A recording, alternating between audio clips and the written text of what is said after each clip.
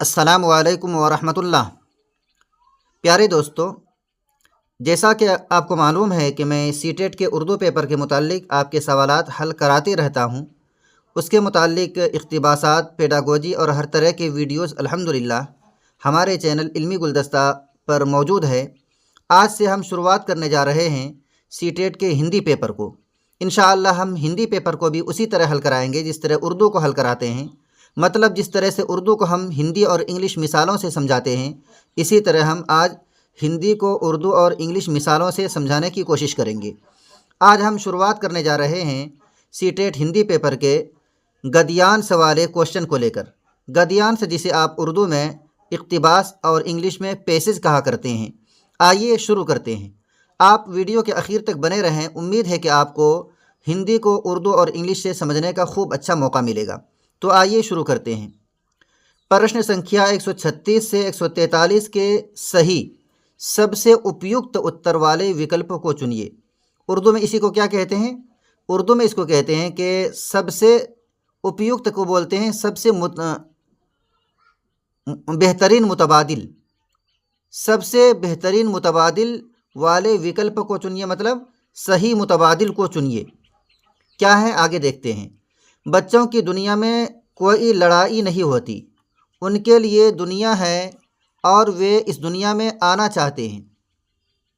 बच्चों को ये सुनना अच्छा नहीं लगता कि ये दुनिया इतनी बेकार है, यहाँ करने के काबिल कुछ भी नहीं है और इससे बचकर कितना दूर भागा जा सकता है। संभवत सबसे महत्वपूर्ण बात यह है कि न्यू लिटिल स्कूल के शिक्षक खुले और सच्चे हैं, अर्थात ये लोग उन सभी विषयों मतलब उन सभी मौजू पर बात करने के लिए तत्पर रहते हैं मतलब तैयार रहते हैं। जिन पर बच्चे बात करना चाहते हैं वे अपने सच्चे विचार प्रकट करते हैं मतलब साझा करते हैं और शेयर करते हैं। और कोई बात अगर वे नहीं जानते तो स्वीकार कर लेते मतलब मान लेते हैं। ज़्यादातर शिक्षकों के साथ ऐसा नहीं है।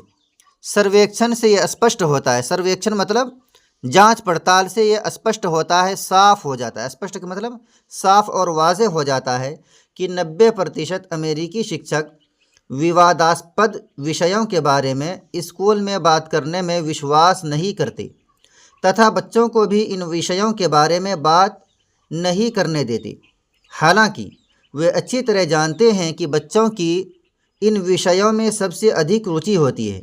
इन विषयों मतलब इन मौज़ूआत में, इन चीज़ों के बारे में अधिक सबसे ज़्यादा दिलचस्पी होती है। रुचि का मतलब दिलचस्पी होती है। इसलिए पारंपरिक स्कूलों में बच्चे ज़्यादा बात नहीं कर सकते और जब करते भी हैं तो वे जो चाहते हैं वो बात नहीं कर सकते और ईमानदारी से नहीं कर सकते। इसके अलावा शिक्षकों को प्रशिक्षण मतलब तालीमी तरबियत जब दी जाती है उनको। इसके अलावा शिक्षकों को प्रशिक्षण में बार बार सिखाया जाता है, यानी तालीमी तरबियत देने के दौरान उन्हें सिखाया जाता है कि अपनी अज्ञानता मतलब गैर मालूमात को, जो चीज़ें उन्हें मालूम नहीं है उसी को कहते हैं अज्ञानता। अनिश्चय और उलझाव को कभी स्वीकार नहीं करें, मतलब बच्चे जो बात आपको पूछ रहे हैं वो अगर आपको मालूम ना भी हो तो आप ये ना कहें कि मुझे मालूम नहीं। और उलझाव को कभी स्वीकार नहीं करें। सबसे अहम बात यह है कि उनमें कूट कर ये भरा जाता है कि छात्रों से एक पेशेवर दूरी रखें और अपनी व्यक्तिगत ज़िंदगी और भावनाओं के बारे में कभी खुलकर बात नहीं करें। लेकिन यही वे बातें हैं जिनमें बच्चों की सबसे ज़्यादा जिज्ञासा होती है। जिज्ञासा मतलब तलब होती है, तलाश होती है, क्योंकि इसी से वे महसूस कर सकते हैं कि बड़ा होना क्या होता है। चूँकि हर बच्चे अपने शिक्षक को, अपने उस्ताद और टीचर को बड़ा मानते हैं तो उसके अंदर को झांकने की कोशिश करते हैं। ये एक फितरी बात है। तो ये गद्यांश के टेक्स्ट थे, गद्यांश के ये मज़ामीन थे। आइए इनकी मुतालिक जो सवालात किए गए हैं, प्रश्न किए गए हैं, उनको समझते हैं और उनका जवाब तलाश करते हैं। सवाल नंबर 136, न्यू लिटिल स्कूल के शिक्षक खुले और सच्चे हैं। में खुले का अर्थ क्या है? ये जो पूरा शब्द और ये पूरा वाक्य लिखा गया है, इसमें खुले का अर्थ क्या है? शिक्षक खुले हैं, तो खुले का अर्थ क्या है? बहुत खुले स्थान में रहना, बिना दुराव छिपाव के बात करना, व्यापक रूप से सोचने वाले या खुले तौर पर काम करने वाले। तो इसका सही जवाब क्या है? खुले का मतलब है यहाँ बिना दुराव छिपाव के बात करना, किसी बात को छुपाते नहीं, किसी बात को ये पोशीदा नहीं रखते हैं, बल्कि हर बात को बच्चों के सामने खुलकर बयान करते हैं। तो खुले का मतलब क्या है? बिना दुराव छिपाव के बात करना। सवाल नंबर 137, अमेरिकी शिक्षकों के बारे में कौन सी बात सही है? नंबर 1, वे बच्चों के साथ सभी तरह की बात करते हैं, वे बच्चों को सभी तरह की बात करने देते हैं, वे बच्चों के साथ सभी तरह की बात नहीं करते, वे बच्चों के साथ रोचक विषयों के बारे में बात करते हैं। तो इसका सही ऑप्शन क्या है? कि वे बच्चों के साथ सभी तरह की बात नहीं करते। किस शिक्षक के बारे में प्रश्न है? अमेरिकी शिक्षकों के बारे में। तो अमेरिकी शिक्षकों का मानना यह है कि वे बच्चों के साथ सभी तरह की बात नहीं करते। सवाल नंबर 138, शिक्षकों को प्रशिक्षण में यह सिखाया जाता है। प्रशिक्षण मतलब तालीमी तरबियत में उसे सिखाया जाता है। क्या सिखाया जाता है? वे ये स्वीकार करें कि वे अज्ञानी हैं। नंबर 2, वे ये स्वीकार करें कि वे उलझे हुए हैं। नंबर 3, वे ये स्वीकार ना करें कि उन्हें ज्ञान नहीं है। यही करेक्ट और सही जवाब है। सही उत्तर क्या है? ऑप्शन नंबर 3, वे ये स्वीकार ना करें कि उन्हें ज्ञान नहीं है। सवाल नंबर 139, बच्चों की सबसे ज़्यादा जिज्ञासा किस बात में है? नंबर 1, शिक्षकों के निजी जीवन में। नंबर 2, शिक्षकों की अज्ञानता में। नंबर 3, शिक्षकों के प्रशिक्षण में। नंबर 4, शिक्षकों की उलझनों में। तो इसका सही जवाब क्या है? इनका सही उत्तर है शिक्षकों के निजी जीवन में। बच्चों की सबसे ज़्यादा जिज्ञासा और जानने की तलब जो होती है, शिक्षकों के निजी जीवन को जानने की तलब होती है, जिज्ञासा होती है। सवाल नंबर 140, प्रश्न संख्या 140, पारंपरिक स्कूलों के बारे में कौन सा कथन सही नहीं है? नंबर 1, पारंपरिक स्कूलों में बच्चे ज़्यादा बात नहीं कर सकते।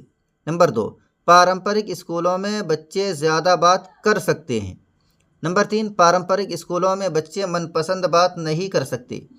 नंबर 4, पारंपरिक स्कूलों में बच्चे ईमानदारी से बात नहीं कर सकते। तो इसका सही जवाब क्या है? सही जवाब इसका 2 नंबर है। पारंपरिक स्कूलों में बच्चे ज़्यादा बात कर सकते हैं, खुलकर बात कर सकते हैं, अपने शिक्षक से बहुत तरह की बातें पूछ सकते हैं। सही ऑप्शन, सही जवाब, सही उत्तर ऑप्शन नंबर 2, पारंपरिक स्कूलों में बच्चे ज़्यादा बात कर सकते हैं। सवाल नंबर 141, बच्चों की दुनिया में कोई लड़ाई नहीं होती, वाक्य से तात्पर्य है। ये एक वाक्य है, एक जुमला और सेंटेंस है। इसका सही मतलब क्या है? नंबर 1, बच्चों की दुनिया में कोई लड़ता नहीं। नंबर 2, बच्चों को दुनिया से प्रेम है। नंबर 3, बच्चों को लड़ाई पसंद नहीं है। नंबर 4, बच्चे लड़ाई नहीं करते। तो इनका सही मतलब क्या है? कि बच्चों को दुनिया से प्रेम है। हम लोग तो कभी बड़े आदमी दुनिया से उकता जाते हैं, दुनिया से उलझ जाते हैं, और कभी दुनिया से एक किनारा होने को पसंद करते हैं, लेकिन बच्चे को क्या है? दुनिया से प्रेम है। प्रश्न संख्या 142, विचार शब्द में एक प्रत्यय लगने से शब्द बनेगा। नंबर 1, वैचारिक। नंबर 2, विचारिक। नंबर 3, वैचारिक। और नंबर 4, विचारिक। तो विचार में इक लगाने से क्या बनेगा? वैचारिक। विचार किसे कहते हैं? विचार कहते हैं अपनी राय को। सवाल नंबर 143, प्रश्न संख्या 143, ईमानदारी शब्द है भाववाचक संज्ञा, व्यक्तिवाचक संज्ञा, समूहवाचक संज्ञा या जातिवाचक संज्ञा? तो इसका सही उत्तर क्या है? भाववाचक संज्ञा है। ईमानदारी का शब्द और ये लफ्ज़ जो है क्या है? भाववाचक संज्ञा है। सवाल नंबर 144, प्रश्न संख्या 144, हेवल घाटी में 143 के बाद 144, 144 में यहाँ पर फिर एक गद्यांश दिया गया है। इस गद्यांश को पढ़ने के बाद इसी से सवालात किए जाएंगे, प्रश्न किए जाएंगे और इसी में उसका उत्तर छुपा हुआ है। आइए पढ़ते हैं।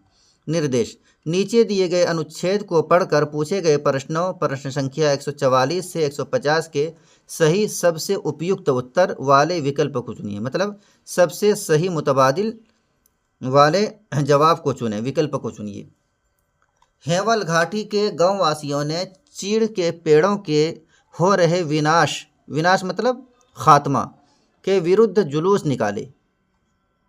घास चारा लेने जा रही महिलाओं ने इन पेड़ों से लीसा टपकाने के लिए लगाए गए लोहे निकाल लिए। वो उनके स्थान पर मिट्टी की मरहम पट्टी कर दी। महिलाओं ने पेड़ों का रक्षाबंधन भी किया। आरंभ से ही लगा कि वृक्ष बचाने में महिलाएं आगे आएंगी। वन काटने का सबसे अधिक कष्ट उन्हीं को उठाना पड़ता है। कष्ट मतलब तकलीफ, वन के माने जंगल उठाना पड़ता है, क्योंकि घास चारा लाने के लिए उन्हें और दूर जाना पड़ता है। कठिन स्थानों से घास चारा एकत्र करने मतलब हासिल करने में, जमा करने में कई बार उन्हें बहुत चोट लग जाती है। वैसे भी पहाड़ी रास्तों पर घास चारों का बोझ लेकर 5-10 किलोमीटर या उससे भी ज़्यादा चलना बहुत कठिन हो जाता है।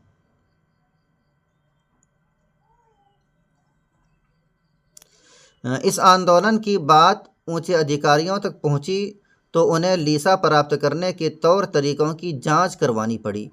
जांच से स्पष्ट हो गया, खुल गया, साफ हो गया कि बहुत अधिक लीसा निकालने के लालच में चीड़ के पेड़ों को बहुत नुकसान हुआ है। इन अनुचित तरीकों पर रोक लगी। चीड़ के घायल पेड़ों को आराम मिला, एक नया जीवन मिला। पर तभी खबर मिली कि इस इलाके के बहुत से पेड़ों को कटाई के लिए नीलाम किया जा रहा है। लोगों ने पहले तो अधिकारियों को ज्ञापन दिया, ज्ञापन मतलब दरखास्त दी, जहां पहले से ही घास चारों का संकट है, परेशानी है, वहां और व्यापारिक कटान न किया जाए। जब अधिकारियों ने गांववासियों की मांग पर ध्यान न देते हुए नरेंद्र नगर में नीलामी की घोषणा कर दी तो गांववासी जुलूस बनाकर वहां नीलामी के विरोध करते हुए पहुंच गए।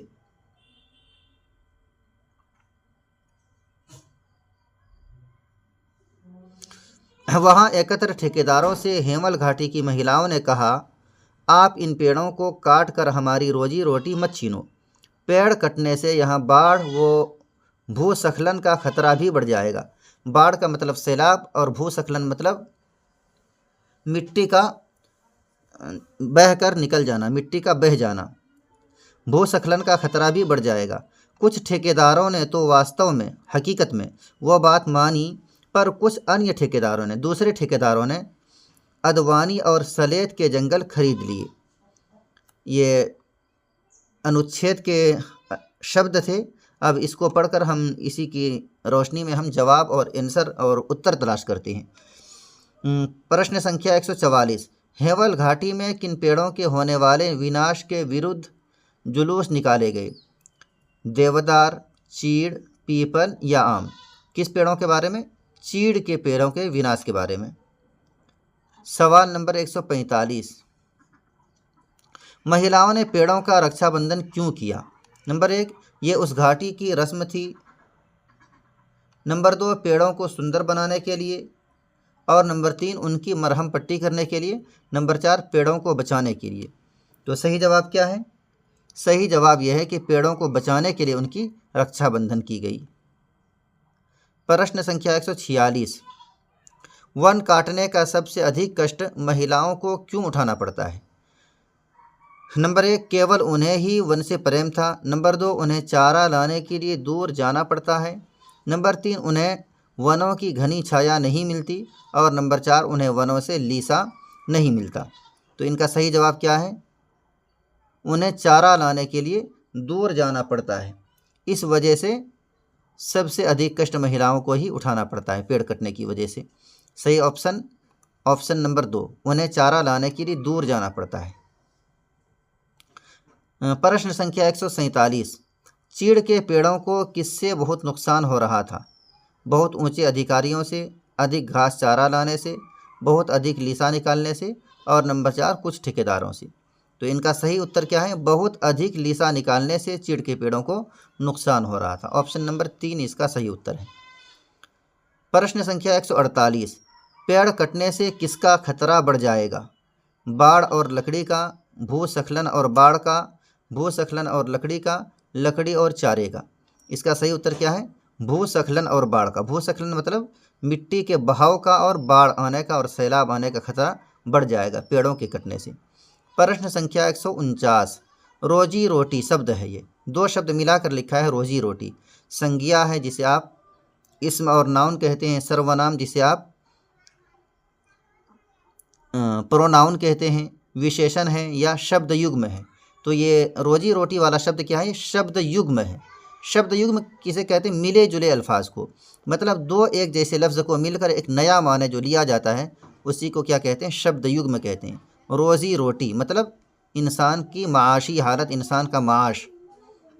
तो रोज़ी रोटी ये क्या शब्द हुआ? संज्ञा नहीं है, सर्वनाम नहीं है, विशेषण नहीं है, बल्कि क्या है? शब्द युग्म है। सवाल नंबर प्रश्न संख्या 150, कुछ ठेकेदारों ने तो वास्तव में वो बात मानी। इस वाक्य में निपात है, इसमें निपात कौन सा है? ने, तो, में, इनमें से कौन सा निपात है? कुछ, ने, तो, वो। तो इसमें निपात कौन है? तो है। निपात किसे कहते हैं? जो किसी जुमले में, किसी वाक्य में जोर देने के लिए लाया जाता है उसी को निपात कहते हैं। तो ये आप शब्द जो देख रहे हैं तो यही क्या है? यही निपात है। तो ये सीटेट हिंदी पेपर के गद्यांश वाले प्रश्न उत्तर थे। मुझे उम्मीद है कि आपको ये वीडियो पसंद आएगी। अगर वीडियो पसंद आए तो आप इंतज़ार करें, आप वेट करें। इसी तरह हम इंशाअल्लाह बहुत ही जल्द आपसे दोबारा मिलने वाले हैं सीटेट हिंदी पेपर के शिक्षण शास्त्र यानी पेडागोजी को लेकर, जिसे आप तरीक़े तदरीस भी कहते हैं। तो जब तक के लिए आप मुझे दें इजाज़त, और अगर वीडियो पसंद आए तो लाइक करें, अपने दोस्तों अहबाब के साथ शेयर भी फरमाएं, और उर्दू और हिंदी को आपस में मिलान करके पढ़ने के लिए, उर्दू को हिंदी से और हिंदी को उर्दू मिसालों से मिलाकर समझने और पढ़ने के लिए हमसे हमारे साथ जुड़े रहें। तो मैं हूं मुफ्ती अब्दुल सलाम कासमी और आप देख रहे थे इल्मी गुलदस्ता यूट्यूब चैनल। शुक्रिया, जज़ाकुमुल्लाहु खैरा।